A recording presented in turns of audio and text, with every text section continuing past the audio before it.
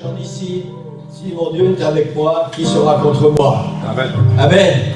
Amen. Je ne sais pas si vous réalisez ce que vous avez chanté ce matin, mais c'est quelque chose de tellement extraordinaire.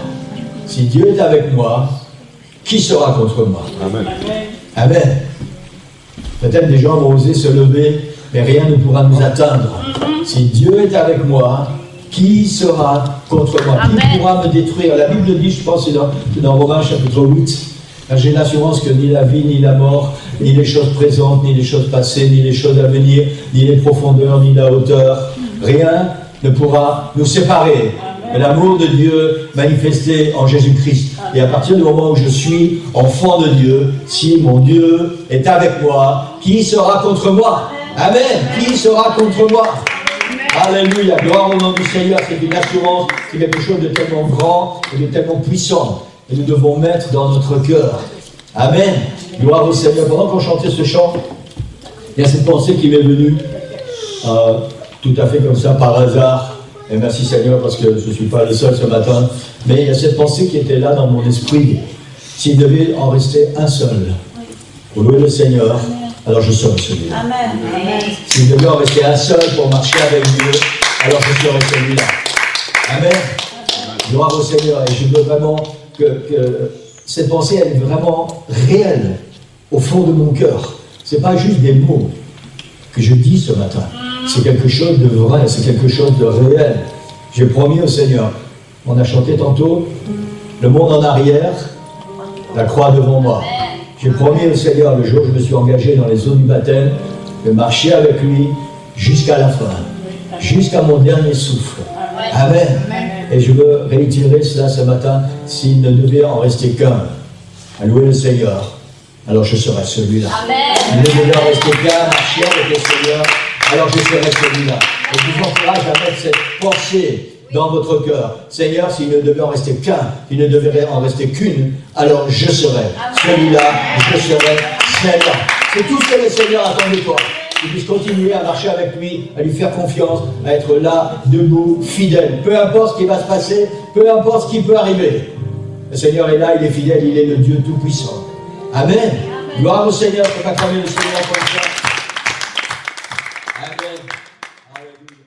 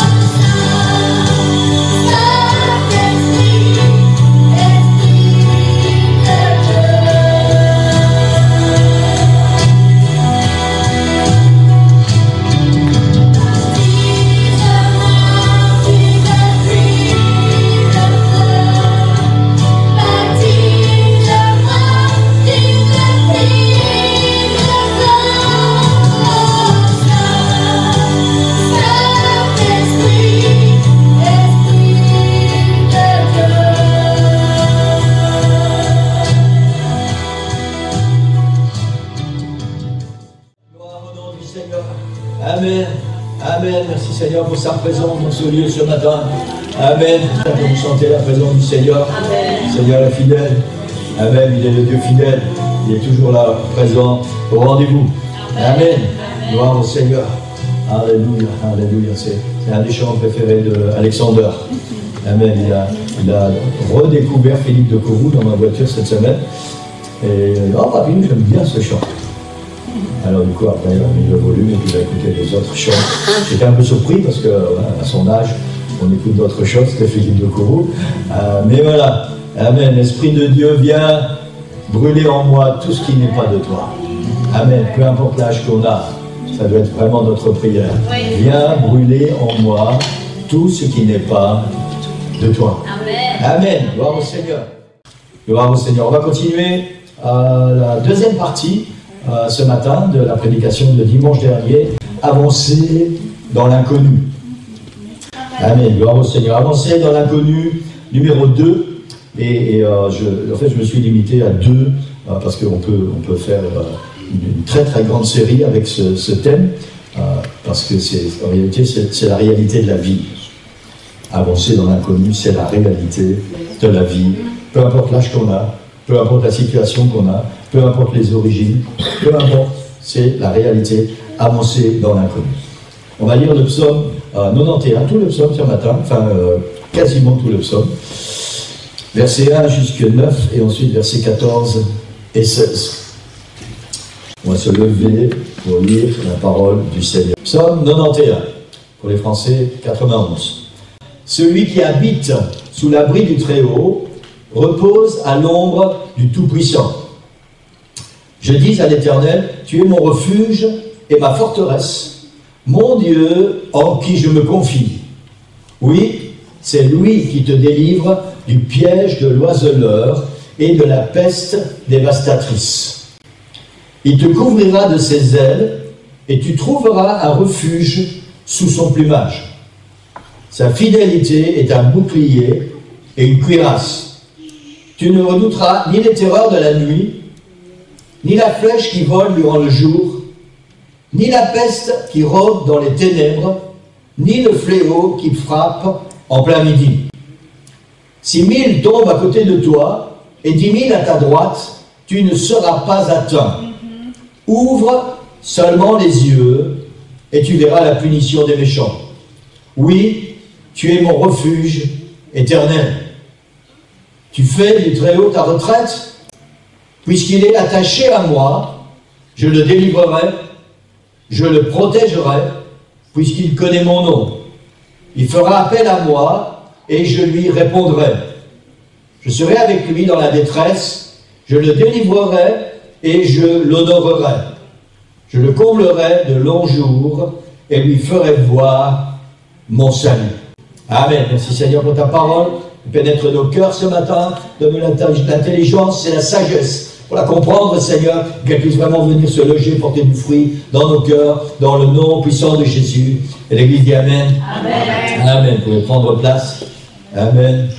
Gloire au Seigneur. J'ai parlé la semaine dernière que l'inconnu fait peur. Pour ceux qui étaient là la semaine dernière, souvenez-vous, j'ai parlé que l'inconnu fait peur et nous sommes tous d'accord avec ça. L'inconnu fait peur. Il y a juste des fanfarons qui vont dire non, moi l'inconnu ne fait pas peur. Mais ça reste des fanfarons qui ne sont pas honnêtes. L'inconnu fait peur, qui que nous soyons. Amen. Pour chacun de nous, chaque jour nouveau sera un jour où nous allons devoir affronter des nouveaux défis. Il y aura des défis que nous connaissons et qui bien souvent sont les mêmes. Par exemple, trouver la force pour accomplir son travail correctement jusqu'au soir. C'est un défi. Garder la santé pour faire ce que nous avons prévu de faire. C'est un défi. Prendre soin de la famille et la protéger des agressions extérieures, quelles qu'elles soient, c'est un défi. Conduire dans les embouteillages pendant des heures peut-être sans avoir d'accident, c'est un défi. S'assurer que les factures seront payées à temps, c'est un défi. Prendre le temps de venir dans la présence du Seigneur, c'est un défi. Amen. Ce sont des défis qui sont, je vais dire, journalier, mais que nous devons affronter. Ces choses ne vont pas se produire naturellement. Nous allons devoir faire des choses pour affronter ces défis et pour les réaliser. Amen. Et même si ces défis sont journaliers, il y a toujours un inconnu de savoir si nous serons capables de les accomplir.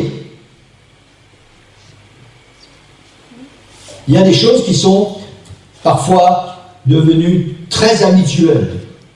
Mais même quand c'est devenu très habituel, il y a toujours cet inconnu de savoir, est-ce que je vais encore savoir le faire?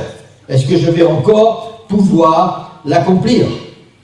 J'entends souvent, et parfois, moi aussi je dis ça, j'espère que je vais y arriver. Ça vous arrive aussi? Oui. J'espère que je vais y arriver. Même quand c'est des choses habituelles, j'espère que je vais y arriver. Amen. Malgré la routine de ces défis, il y a toujours l'inconnu. Et ça, c'est une réalité de la vie. Toujours l'inconnu. Quand on va se coucher le soir, on ne sait pas si on va se réveiller le lendemain matin.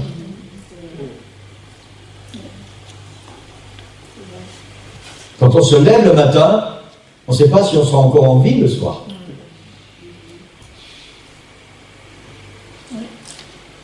Mon garagiste, il ne peut plus s'occuper de ma voiture maintenant parce que lui aussi a fait un AVC. Et j'ai pu parler un petit peu avec lui la semaine dernière. Il m'a expliqué un peu comment ça s'est passé. Et en fait, il a fait un AVC pendant la nuit. Il s'est rendu compte de rien. Et c'est sa femme qui l'a trouvé le matin quand elle s'est réveillée. On va dormir. On ne sait pas ce qui va se passer après. Tout ça, c'est l'inconnu. La Bible dit qu'on peut faire des projets, mais c'est Dieu qui décide. On peut faire des projets. Nous pouvons nous lancer des défis. Nous pouvons essayer d'affronter des défis. Mais c'est Dieu qui décide si oui ou non ces choses vont être possibles. Amen. Il y a les défis imprévus auxquels nous devrons faire face et qui vont aussi nous plonger dans l'inconnu, puisqu'on est toujours avancé dans l'inconnu. Amen. Pour les informaticiens, un bug informatique. Cette semaine, s'est passé quelque chose, je ne sais plus avec quoi. Le monde entier a connu un bug informatique, enfin, un piratage. C'est un défi, c'est un inconnu, c'est un défi qu'il a fallu affronter pour tous les plus grands informaticiens du monde, parce qu'il a fallu résoudre ce problème. Amen. Un souci de santé est un défi inconnu. On ne sait pas, avec ce qui nous arrive, ce qui va se passer après. Amen. Vous savez, sur Nicole, quand elle m'a trouvé dans la salle de bain, sa première réaction, c'était tout ce qu'elle a vu en premier, c'est que j'avais des yeux comme un aveugle quand j'ai fait mon AVC. Et pour elle, après, c'était l'inconnu. Pas vraiment pour moi à ce moment-là, parce que j'étais un peu... j'étais pas au ciel avec le Seigneur, hein, mais j'étais pas vraiment conscient de ce qui se passait. Mais pour elle, ce qu'elle a vu a déclenché un inconnu. Et en général, l'inconnu fait peur.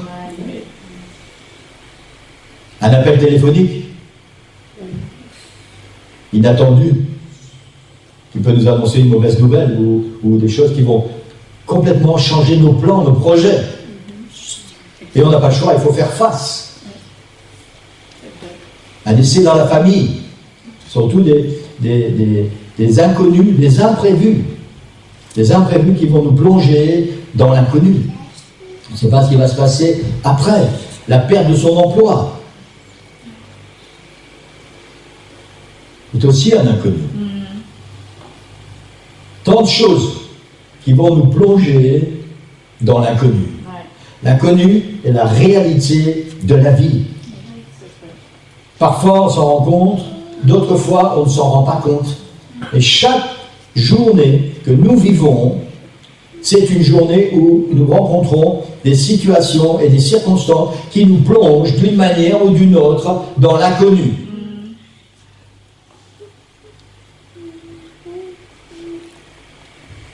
Et tous ces inconnus entraînent des réactions et des actions. Ouais. Très souvent, ces inconnus font peur. Et la première réaction est d'essayer de les contourner pour apaiser nos craintes et nos doutes. On essaie de vite trouver une solution. Parce que ce qui est là devant nos yeux, cet inconnu nous fait peur.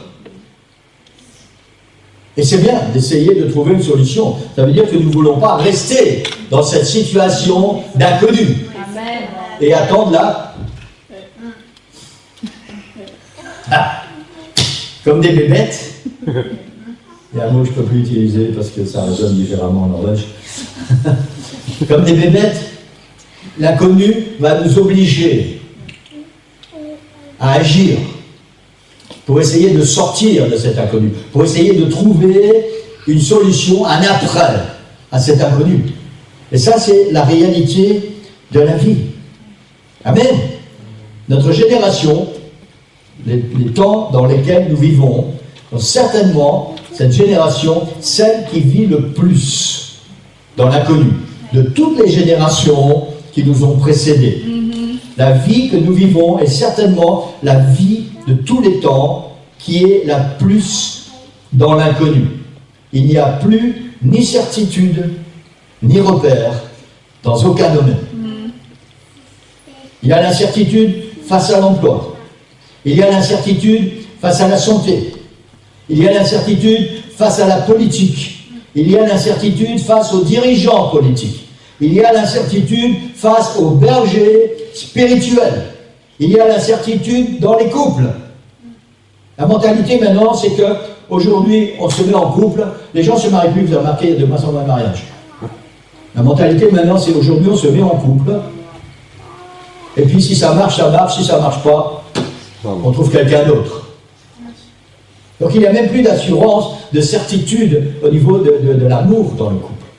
Et tout ça, c'est des incertitudes qui font partie de notre génération. L'incertitude dans la famille.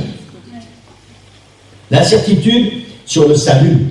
Est-ce que vous savez que énormément de chrétiens, et peut-être vous faites partie de cela ce matin, énormément de chrétiens ont des doutes sur leur salut. Ça fait partie de notre génération. Et la raison est celle-ci. C'est que énormément de chrétiens vivent leur vie en élastique. Et je vais m'expliquer. C'est-à-dire qu'on tire sur l'élastique. Et on dit jusqu'où je peux aller en mettant un pied dans le monde, en m'éloignant du Seigneur, sans perdre mon salut. Et c'est une mentalité qui s'est installée dans toutes les églises. Et tellement de chrétiens maintenant ont des doutes sur leur salut. Et pourtant, si tu es un enfant de Dieu, il n'y a aucun doute à avoir. Si tu es un enfant de Dieu, tu es sauvé. Mais c'est quoi être un enfant de Dieu? C'est marcher avec le Seigneur. C'est faire ce que le Seigneur nous demande, c'est nous séparer du monde, nous séparer de tout ce que le Seigneur ne veut pas que nous fassions et vivre une vie de sainteté à la gloire du Seigneur. Et si je suis enfant de Dieu, je vais pratiquer ces choses-là. Et si je pratique ces choses-là, je n'ai aucun doute sur mon salut. Amen. Gloire au Seigneur.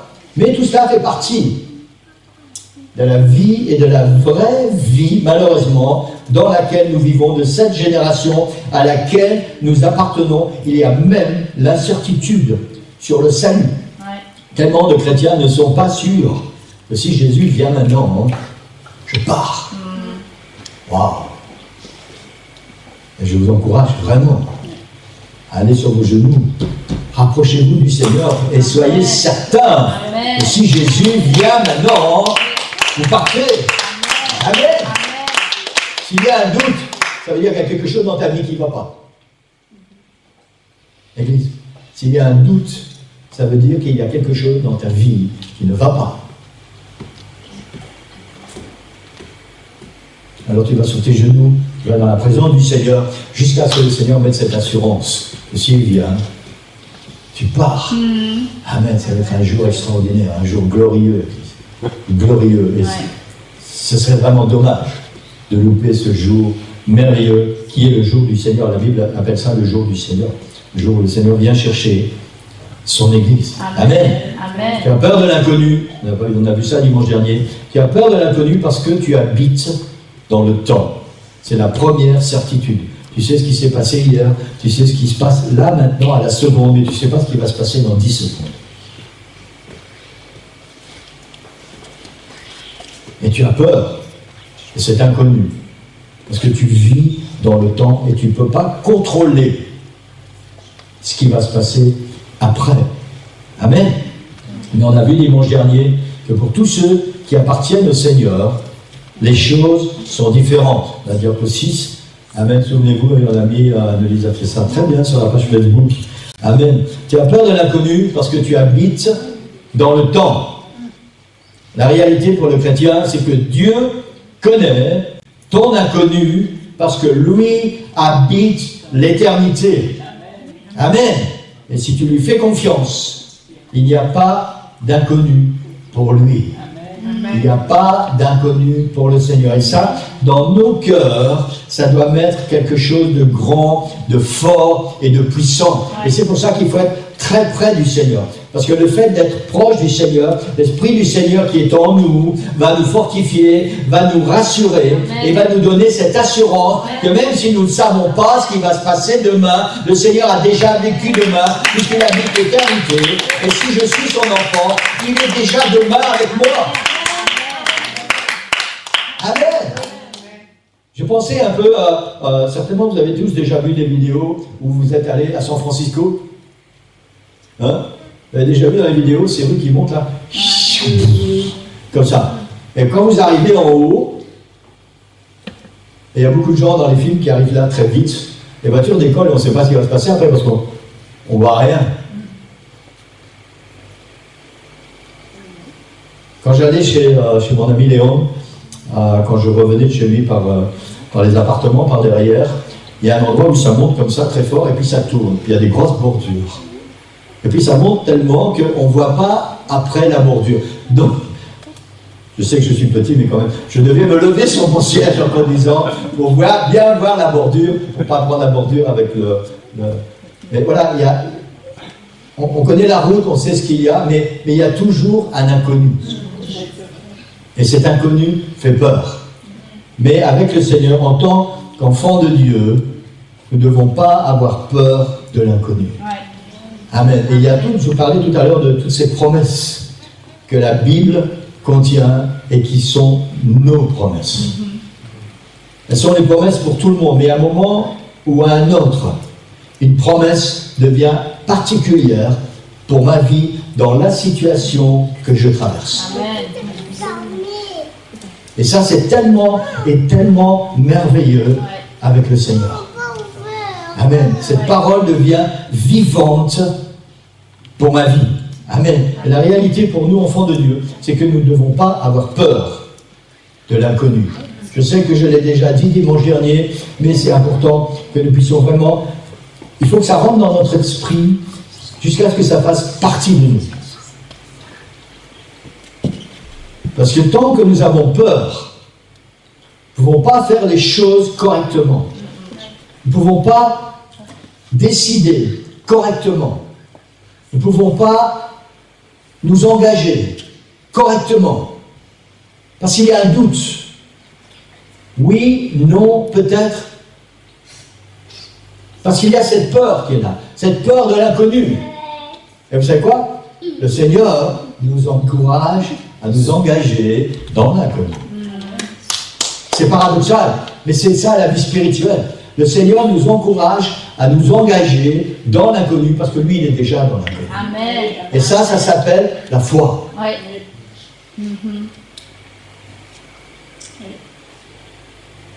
Tout le monde sait ce que c'est la foi. Tout le monde a déjà parlé de la foi. Oui, moi j'ai la foi. On a la foi quand tout va bien en général. N'est-ce pas? On a la foi quand on encourage quelqu'un qui traverse des moments difficiles. Mets ta foi en action, je vais prier pour toi. Tu vas voir, tout va aller bien.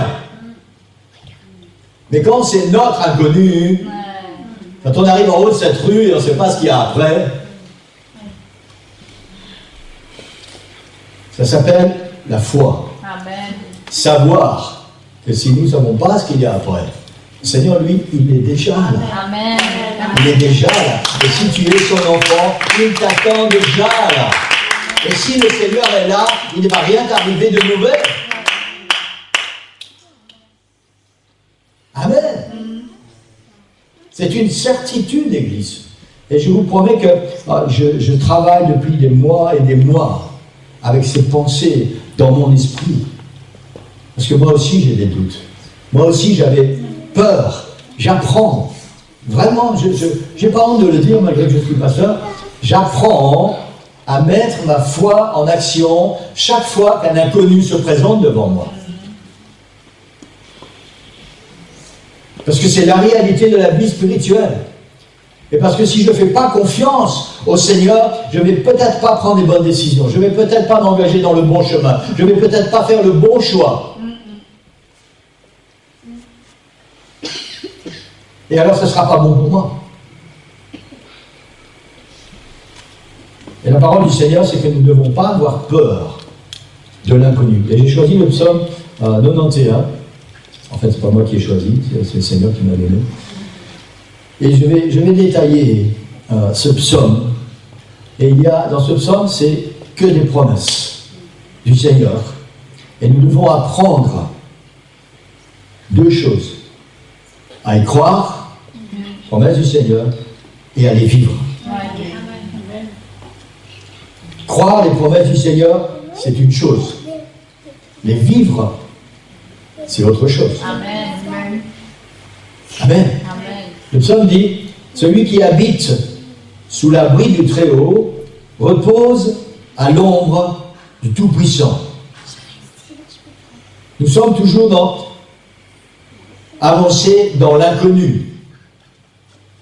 Le psaume dit, celui qui habite sous l'abri du Très-Haut, qui habite, qui a sa demeure, qui est là, repose à l'ombre du Tout-Puissant. Et ça m'a fait penser à la Shekinah dans le désert. La gloire du Seigneur était manifeste au-dessus de son peuple.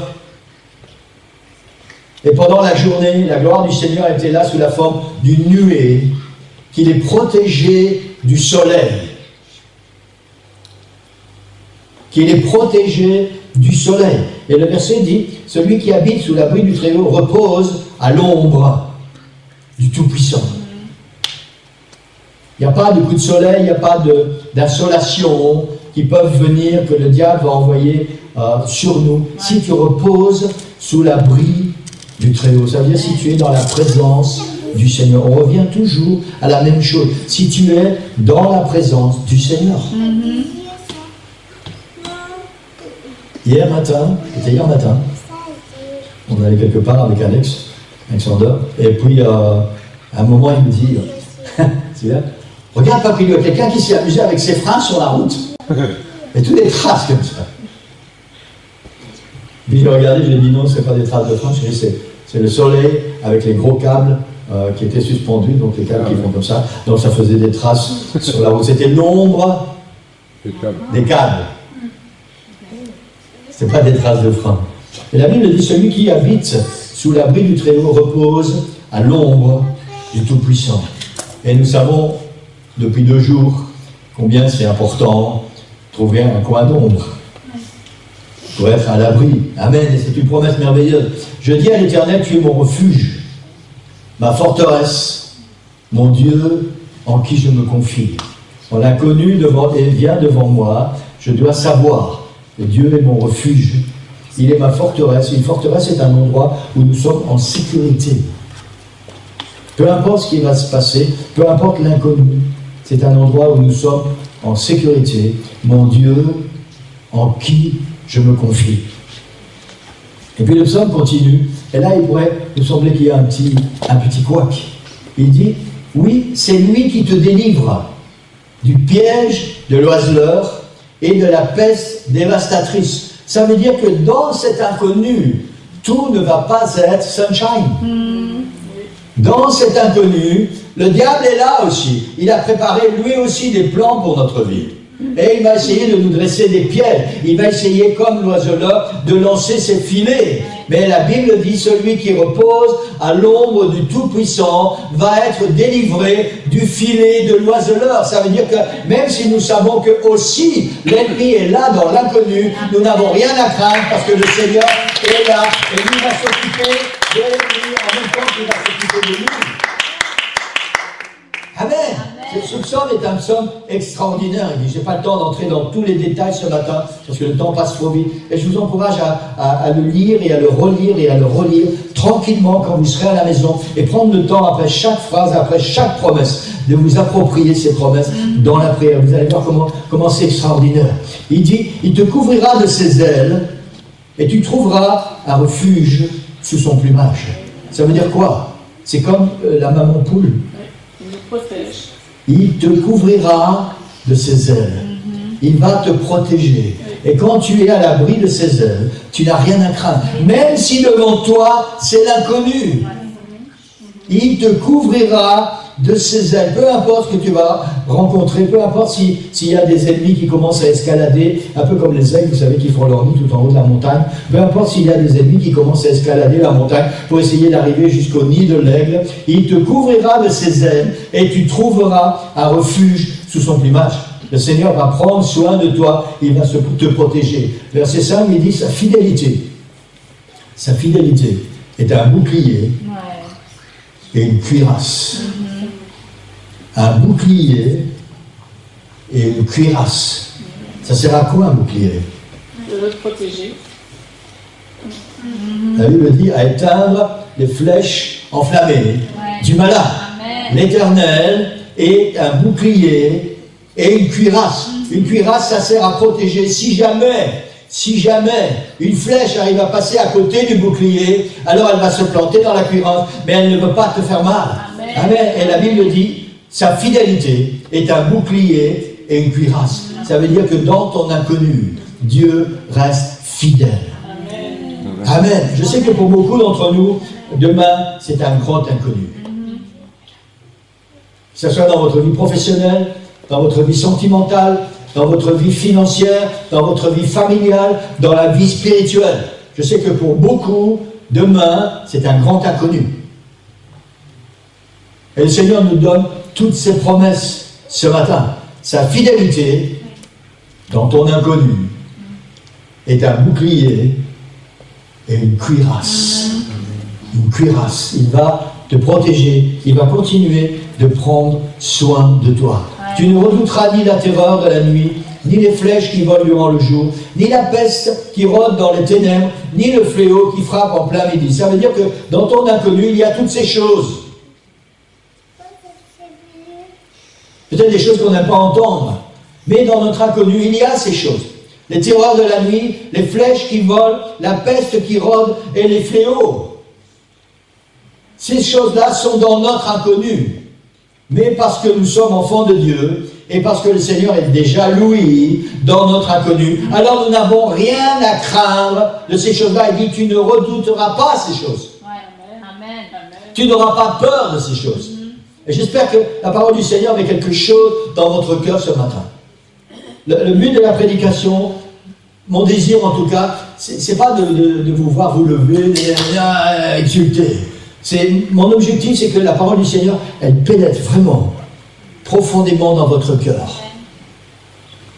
Vous savez, comme quand une plante a besoin de boire, si la terre est un peu sèche et on arrose trop vite, ça déborde, hein, mais ça ne produit pas d'effet. Il faut que ça coule doucement. Et c'est vraiment le désir qu'il y a dans mon cœur ce matin. Que la parole du Seigneur, elle entre doucement dans votre cœur, mais qu'elle puisse vraiment faire son travail à l'intérieur. Que vous puissiez repartir tout à l'heure avec des assurances dans votre cœur. J'ai un inconnu devant moi, mais je n'ai rien à craindre parce que le Seigneur est là, il m'attend et il va prendre soin de moi. Amen. Et c'est ça qui est vraiment très important, Église. Très important, parce que la vie va continuer d'être un grand inconnu. La vie va continuer d'être un grand inconnu. Et vous devez savoir ça. Peu importe qui nous sommes, même nos plus grands dirigeants spirituels. chaque jour, doivent affronter l'inconnu. Parfois, on peut penser que parce que tu as une certaine fonction spirituelle, parce que tu es un peu plus grand, parce que tu as un titre, hein, parce que tu es plus ancien dans la foi, alors c'est plus facile. Ne croyez pas ça. L'inconnu est au prorata de ce que nous sommes.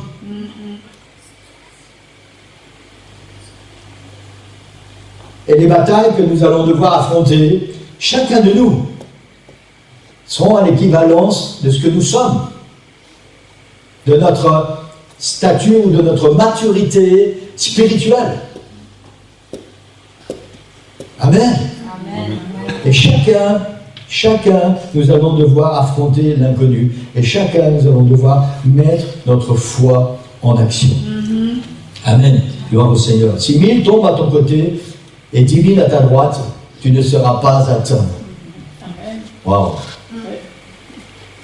Si tu fais la guerre, et qu'il y a un ennemi qui te combat, et que ceux qui sont autour de toi sont détruits, parce que tu es un enfant de Dieu, parce qu'il y a toutes ces promesses qui sont là et qui t'appartiennent, tu ne seras pas atteint. Et le verset continue, il dit, ouvre seulement les yeux, et tu verras la punition des méchants.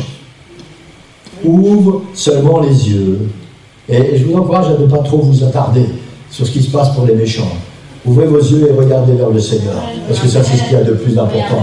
Amen. Continue à regarder vers le Seigneur. Continue à mettre ta foi en action. Continue à marcher avec le Seigneur jusqu'à ce que tu arrives au bout. Ensuite, la Bible continue. Il dit, oui, tu es mon refuge éternel. J'espère que chacun de nous, nous savons à quoi ça sert un refuge. Souvent, le plus souvent, pas que, mais le plus souvent, les refuges sont dans les montagnes. Quand il a fallu escalader, quand il a fallu faire beaucoup d'efforts, quand il y a beaucoup de neige, quand ça a été difficile, et qu'il y a encore un combat à mener après, alors à un certain moment, il y a un refuge. Un endroit où on va pouvoir faire une pause. Si c'est l'hiver, qu'il y a beaucoup de neige dehors, un endroit où on va trouver à l'intérieur une belle cheminée, ça Nicole, avec du bois, on va pouvoir se chauffer au feu de bois et prendre un peu de repos, un peu de plaisir, avant de continuer d'affronter à nouveau l'inconnu. Et la Bible dit, tu es mon refuge éternel. Tu es cet endroit où après avoir lutté, après avoir persévéré, je vais pouvoir prendre un peu de repos et me ressourcer, me refortifier pour continuer le chemin jusqu'à ce que tu viennes me chercher. Tu es mon refuge éternel. Et le verset continue et à la traduction du second 21, mais un point d'interrogation au bout. Tu fais du Très-Haut ta retraite, tu lui fais confiance, tu mets ta vie entre tes mains, entre ses mains. Alors il y a cette promesse.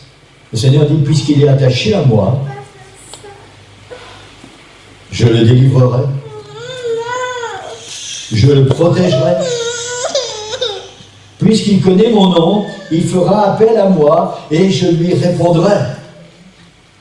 Waouh! Ce sont des promesses extraordinaires, Église.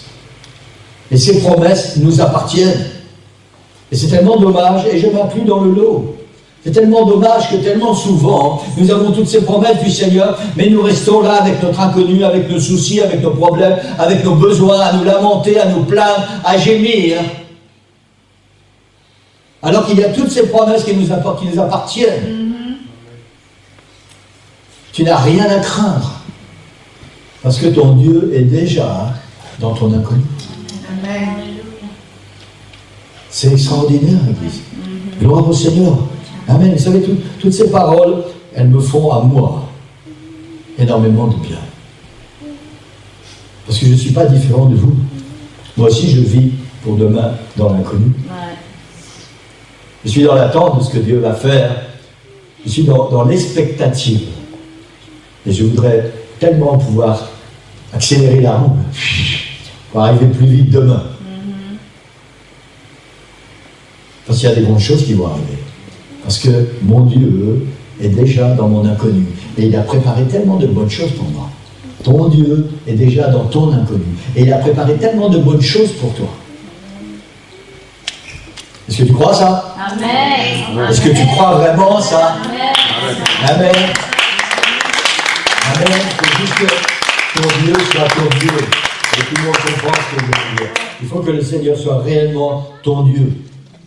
Puisqu'il connaît mon nom, il fera appel à moi et je lui répondrai.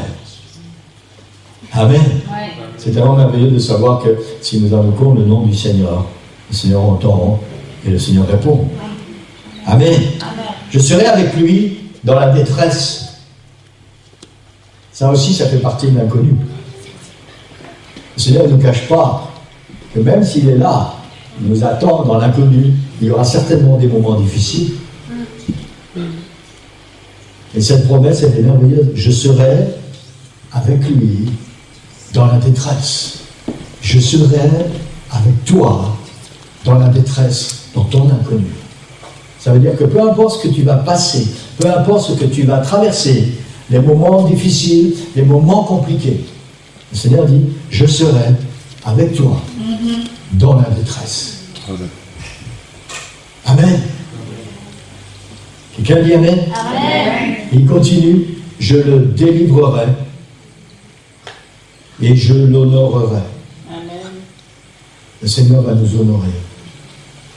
Il va déposer quelque chose de glorieux sur notre vie.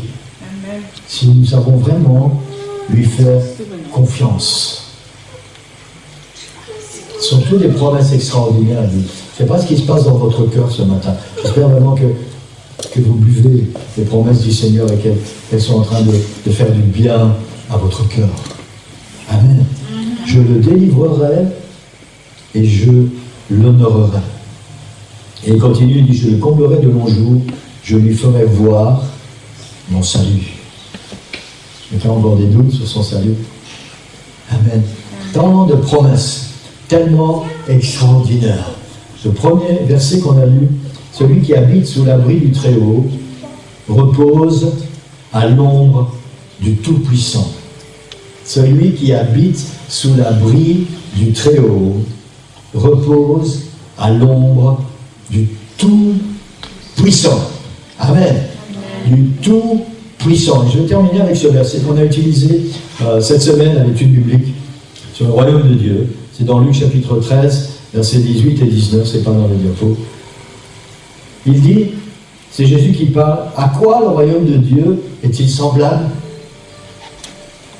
Il est semblable à un grain de sénévé qu'un homme a pris et jeté dans son jardin. Il pousse, devient un arbre, et les oiseaux du ciel habitent dans ses branches. Le royaume de Dieu, auquel nous appartenons, nous, enfants de Dieu. La Bible dit qu'il est semblable à un arbre dans lequel les oiseaux viennent habiter et se réfugier. Amen. Amen. Le Seigneur est pour nous cet arbre, ce Très-Haut sous lequel nous pouvons nous reposer, nous pouvons être à l'abri, nous pouvons être à l'ombre, nous pouvons être rassurés, nous pouvons être tranquillisés dans ces moments d'inconnu. Amen. J'ai terminé, nous on va se lever pour ceux qui veulent se lever. Et pour ceux qui veulent, je voudrais vous encourager à venir à l'hôtel ce matin. Et je vous rappelle que c'est important de venir à l'hôtel parce que ça nous fait faire un acte de foi. Amen. Juste remercier le Seigneur pour ses promesses. Je ne sais pas ce que le Seigneur a fait dans votre cœur. J'ai pas envie de... Si vous avez envie de le faire, faites-le. Hein. Moi, je n'ai pas envie vraiment de sauter, de danser, de crier. J'ai vraiment envie que ces paroles apportent la paix, la sérénité, le réconfort dans mon cœur. Seigneur, je sais que peu importe ce qui va se passer, tu es là. Tu es là dans mon inconnu. Amen. Si je prends les bonnes décisions, si je fais les bons choix, si je marche avec Dieu, si je suis fidèle avec le Seigneur, il y a quand même toutes les conditions. Hein. Si je fais ce que Dieu me demande de faire, alors dans mon inconnu, je n'ai rien à craindre. Je n'ai rien à craindre.